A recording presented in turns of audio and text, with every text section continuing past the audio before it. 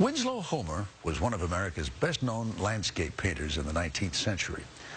And to this day, his work is in a class of its own. With Rita Braver, we pay a visit to his studio.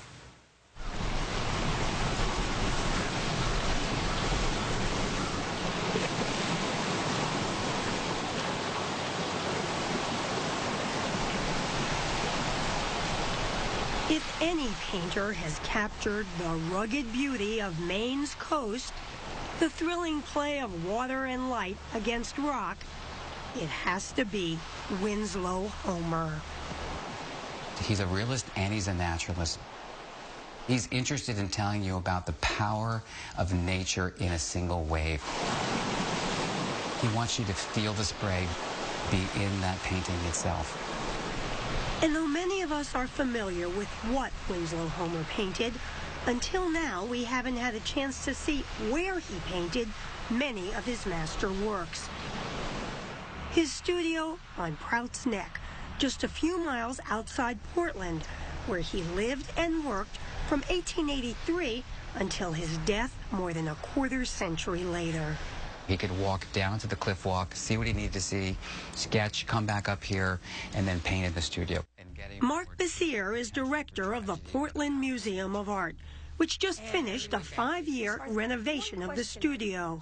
If you read his pictures... Now open to the public for the first time, it was purchased directly from Homer's great-grandnephew. The patina of the building was authentic because the family never wanted to adjust it to move away from the feeling of Winslow Homer. Winslow Homer etched his name into one of the windows. His chair and his pipe are here, along with a sign he posted outside the house that helps explain his reputation as a character and a curmudgeon. People would come knock on the door and want to see his paintings. So he would lean this against the fence to basically its code, don't bother me. Don't come in, I don't want to talk to you. Winslow Homer was born in Boston in 1836. His father was a businessman, his mother a watercolorist, who painted these plates that hang in the studio.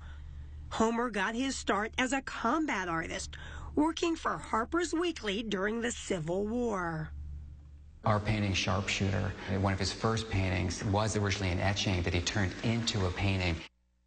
Before he settled in Maine, Homer lived and worked in New York and studied in Europe, too. But his work was always distinctly American. This painting, Artist Sketching in the White Mountains, shows his sense of humor. He creates a painting of himself painting the mountain, and then another artist painting the mountain, and another. And so it's kind of a caricature of the tourist industry beginning. Other early works like Snap the Whip and Breezing Up celebrated the joys of everyday life.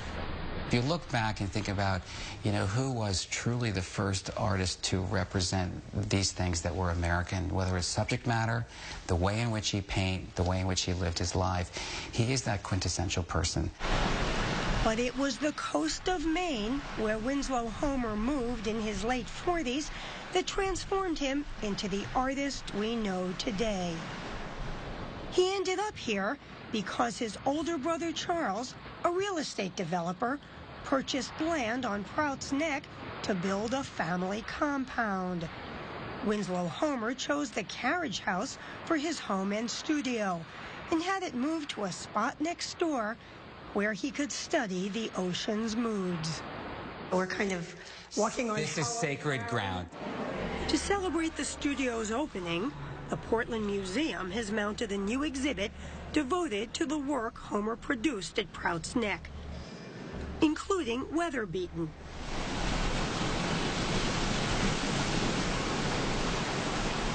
Every time you go to it, there's something new in the sky, there's something new in the wave, and there's nothing between you and that painting. But not all of Homer's masterworks are ocean-themed. This one, painted in 1893, is full of foreboding and seems to suggest that the old fox represents the artist himself. Fox Hunt, many consider one of the top 10 American paintings of all time. Why? Usually the fox is the hunter. In this case, the crows are hunting the fox. Many people think it's him looking at the end of his life.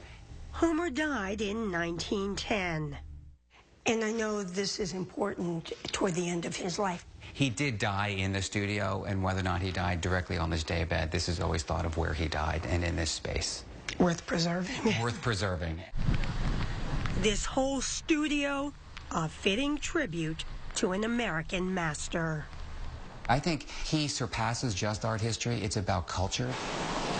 Maybe that's what makes him bigger than many artists, because it's not just the visual arts. He's part of our psyche, I think, as Americans.